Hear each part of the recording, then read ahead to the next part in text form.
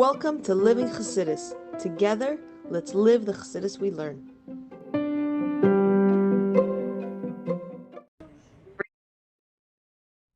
Good morning, everybody, and welcome to Chassidus in the morning. 15 minutes to change our lives. Chalak Aleph, Parshas Noach. Finishing up this first Sikha. So basically, we're in the middle of a discussion. I'm probably going to finish it today. We're in the middle of a discussion about what the Baal Shem Tov says, that in this week's Parsha we say the words Bo'el HaTeva. It says, Hashem tells Noach, Bo'el HaTeva, come to the Yak. So the Baal Shem Tov explains what it means, Bo'el HaTeva, come to the Teva, to the Tevas, to the Oisios, which is the same letters as Oisios, which means letters. Meaning Teva and Oisios have the same letters, and the Oisios means the letters of Torah and Tefillin. The Baal Shem Tov says, in order to overcome the raging waters of the world around you and all the struggles and trials and tribulations of life, the trick is to Bo'el HaTeva, come to the Yak, meaning to Torah mitzvahs. and that's sort of what we're saying. And we say when a person starts his day, that's why when we start our day, we first say Moed Ani, we recognize that Hashem is in charge, and we say thank you Hashem for giving back an neshama. Basically, in simple English, putting our head on the straight. And then we said, but 1 second, why do we, in davening, the morning brachas, we say things that seemingly superfluous? Like we ask for, thank you Hashem for giving us our clothes, when our clothes are already on. We already put them on, they're already there. So we said, it's like the story of Rabbi Weiss, that before he would eat, while the food was in front of him, he'd say, Hashem, please give me my food. So what was that, a trick? It was a joke? The food's in front of him.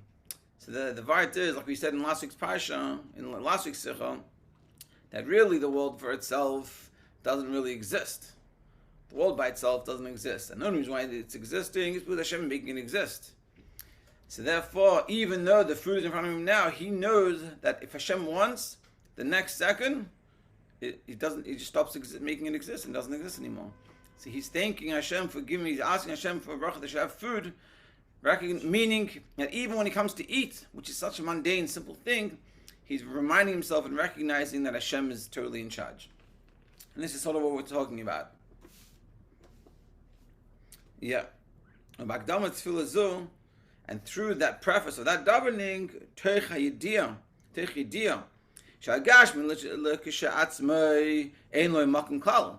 because he recognized that physicality for itself has no place at all, doesn't truly exist. But Hashem needs to constantly make it exist, like the rock going in the air. The rock doesn't go in the air. It's because of the force that's being pushed into it is making it go in the air. So anyone that sees a rock in the air, they understand that by nature the rock doesn't go in the air. That's not natural. That's also actual reality. The reality is that the rock falls down. But the fact that the rock is going in the air is because there's a force inside of it. And so too with our world. So too with us. The fact that we exist is because Hashem is making us exist right now. And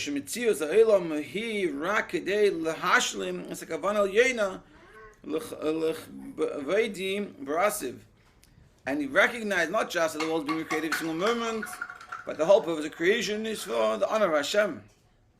So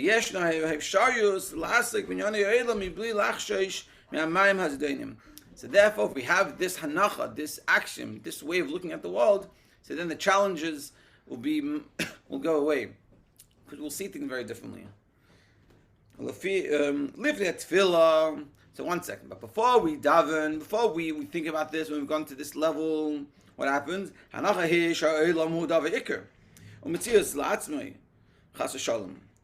when we daven, before we daven, so what do we see? We see there's a world. The world exists, and the physicality is important. When we haven't meditated yet, so that's what we see. That's the reality we're seeing. God forbid. So at that level, before we've davened, before we've internalized this message, so what do we see? Whatever's permissible in the world, it's kosher, it's good. I remember once when I was a Bach in Yeshiva, we had this guy, Rabbi, put his name, he writes the books, Oliver Shalom, he passed away, but he wrote the Pesach guidebooks, like what's kosher and what's not. So he said, I scream, and it was totally confusing to me. And he goes, I scream on top of my lungs.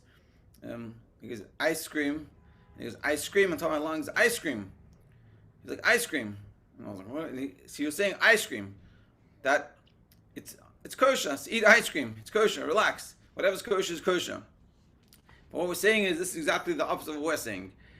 We're saying that that's the level before we daven. So before we daven, before we internalize this message of the world doesn't really exist, but the whole existence because Hashem is making it exist, and the purpose for that is so that we will bring out the godliness within every part of the world. So before that, we see the world. So what happens? It's kosher. Let's do breakfast. So whatever it's kosher, let me eat it. It doesn't matter. I don't think about the ultimate purpose of why I was created and why am I meant to be eating this breakfast. I want it. I'm hungry. It tastes good. It feels good. Hasafek.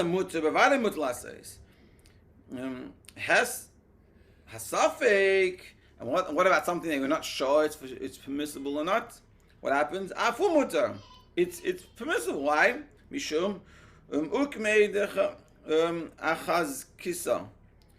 Ulahashir es metzius becheskas bechazaka shel olam. Meaning like this. There's a concept that if let's say there's a field and then no one knows who's the owner, and you come and take ownership of it, and someone says, "Hey, that's my field," so they have to. The burden of the proof is on that person. If Reuven is on a field, takes the field, Shimon comes and says, "Hey, that's my field." So Shimon has to prove that it's his field, and that's what we were saying. When the reality is that the world exists and the world by itself exists, and whatever is permissible, and therefore whatever is permissible, it's kosher, it's good. It's a free game, as they say. And so what happens if it's not 100% sure this is good or not? It's permissible. So the proof is on the kedusha to say that this is a problem. The hazaka, the assumption is this is good. You have to bring the proof, and that's a problem. It's a very bad anacha. It's like to use a bad example. A friend of mine said, he goes, he has a friend. His friends are not so from whatever. They're a different style of Judaism, and they said, so what's the best thing about Shabbos? What is the best thing about a winter Shabbos? Is a Shabbos shluf. But you wake up and Shabbos is over. So this is sort of that mentality when you don't have this hanacha, this action that we've been learning. So you look at Shabbos, it's like, oh, it's an annoying day. I can't go on my phone. Wait until it finishes and things like that. But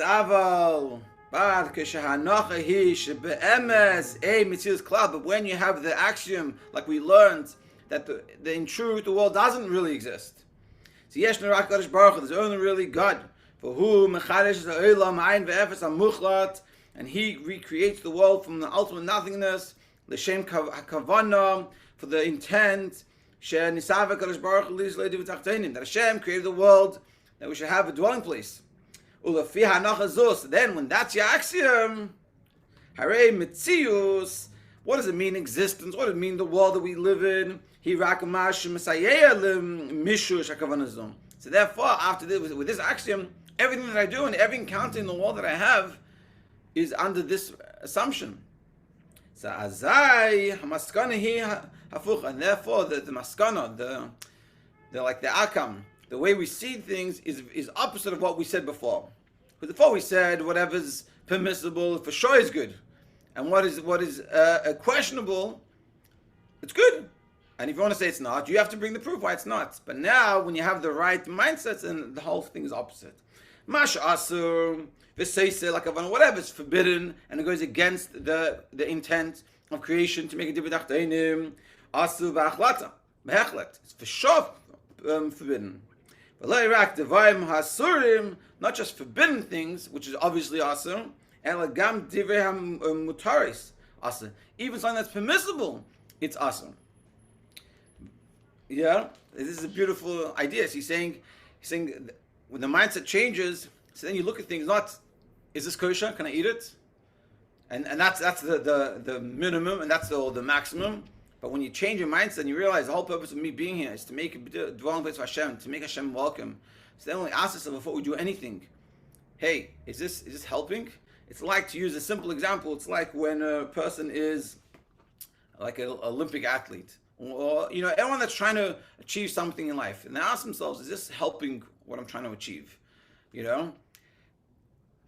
It's like another example. It's like I heard once one of the best sports players in the world, and you look at all the best, they all worked very hard, and like I heard one time one of these players, he said his son wants to be like him, and he saw his son drinking Coke, and he said, It's not going to work this way. You can't drink Coke and be the best. You have to take care of your body and the way you eat and the way you do these things. And this is the hanacha. This is the action that we have. Hey, I'm here for a mission. Hashem brought me here, but He wants to make a difference tachtonim, and He needs me to do mitzvahs and Torah mitzvahs. And everything that I do makes a difference to this. It's like you live in a house. We're meant to clean up the house, so to speak, for Hashem. So in my house, I have to make it clean. So everything that you do is it to help the house get cleaner or make it worse? You say, oh, what do you mean? But like, this is fine. The question is it helping the house be clean so the king can come or not? And this is what we have to ask ourselves. This is that hanacha. This is the way we look at the axiom that we should be looking at it. And when we have that axiom, because of everything that we've done, so therefore whatever's forbidden is for sure forbidden. Whatever's permissible, ice cream is kosher. Is that beneficial for me? Does that help me connect to Hashem? Does that help the Dibur Tachtonim? And that's the question you got to ask. Now it could be like I had years ago. I had this for rain. We discussed this on. And this guy said, he was having a bad day, him and his wife. They had a rough day, and they decided to go get some ice cream. They got ice cream, and they got much happier. So that's very good. The ice cream was used for the benefit. But if you come and you say, I'll eat the ice cream, who cares? I'll go to bed late, I don't care. Life is free to do whatever I want. It doesn't work. That's not a Dibur Tachtonim attitude. Yeah, but Shuva Yetzer Hara. And therefore, when the Yetzer Hara comes and he makes problems, and he says, you need him. What do you mean? You need to. You need to take a break. You need to do these things. So what do we answer him? Haba raya mishum shachazaka hi sheyeshna rak elikus. I love raya. So now the same argument had before. That because before we said, remember, a person has Reuben has the field. And Shimon comes and says, hey, that's my field, so you have to prove it to me. That meaning, and before we said the action was, there's a world. You want me to do godly things? You want me to tell me this is not good for me? Prove it to me. This looks kosher to me. So now the axiom is the opposite. The reality is it's only elikus, it's only godliness. And so you come in and the Yetzer Hara comes and says, oh, what do you mean you need this? Prove it to me. Why do I need this? Why is this beneficial for me? How does this help me in my mission in life to make a better world? A Dibur Tachtonim. How does it help me? So therefore, everything that you come into contact with has that from the opposite perspective. Like the Chassidim say, ha'asur, asur. What's forbidden is obviously forbidden. The hamutter, and what is permissible, ain't tzarich. You don't need it. And Chassidim used to meditate on this, and they did it for years. They said, what is forbidden, it's obvious, it's forbidden. And that's not even so obvious for us, unfortunately. We have things that we struggle with. But he's saying, even if it's permissible, it's totally kosher. It's not wrong, it's a kosher video, it's a kosher ice cream, it's a kosher activity. But the question is, we have to ask ourselves, is this benefiting us? Like the soccer player, it's Coke. What's wrong with Coke? Is it benefiting you? Is this going to get you to your goal? And this is what we're saying. And this is so empowering on so many levels. Now, of course, we don't have to be perfectionists about this, and it's a lifelong process. But I think it's an attitude that we can have in our lives, that our lives will be so much better. Because we're connecting with our elikus, and the elikus that's in the world, and we see ourselves this way, and we see the world this way. And that's what we're saying. That we come and we look at ourselves and say, hey, I'm not just a nobody doing nothing. And once in a while I do a mitzvah, and then Hashem doesn't like me. Hashem loves us, and Hashem needs us, and He gives us this idea of Dibur Tachtonim, and He wants from us to help make a dwelling place for Him, for God Himself. And how do we do that? It's by our actions. And when you say to yourself, does it really make a difference if I don't eat, if I wait an hour between milk and meat, or 59 minutes, does it make a difference? It makes a big difference. Not just makes a difference in that case, which for sure makes a difference, but even in other cases, it's ice cream or whatever. So I want to stay up a little later, watch a movie. Is that going to help you? Is that beneficial for you? And this is the forbearing of Chassidim have to have. We have to have with ourselves and figure this stuff out. Because for some person it could be the worst thing, for some it could be the best thing. Because it's mutter. It's all permissible. The ice cream could make your day much better after a bad day. Or the ice cream could make you depressed, or just feel unhappy, or suppressing your emotions. And it's a negative thing. And everything, like I say, just to end it off here, and tomorrow we'll finish up the Sikha. Before I understood Chassidus properly, I said everything was black and white. Because what you learn from this, and this is how I used to think about it. It's permissible, but it's not good. because obviously it's you don't need to have ice cream. It's not good. It's taking away. It's taking you away. That's how it is. So there's black and white. There's kedusha, and everything else is klipa. And whatever's in the middle is basically leaning towards the klipa. But then I started to understand Chassidus more, and I realized there's more nuance than that. That the ice cream could be actually very good. And, and some things that I think is bad, sometimes we need a break. And so you go do something for the break, could be very good. And sometimes, doing whatever it is, of course, in the realm of permissibility, but it changes, and a simple, one story that I'll explain this point. One time I had guests coming for Shabbos, I'm out of town even, and I was very tired. I went to shul, and I said to myself, what should I do? I was tired. I said, you know what? I want to take a nap. I said, maybe I should learn something. So I have a var to say by the table. How can I come? I come to the table with these guests, and not everyone's so religious, and I'm not going to have a var Torah. So I said to myself, 1 second, let me figure this out. Let me think. Like we said before in the Sikha, who's wise that sees the future. I said, 1 second. I might be able to get a var Torah now, in these 20 minutes, but I'm going to be falling asleep by the table.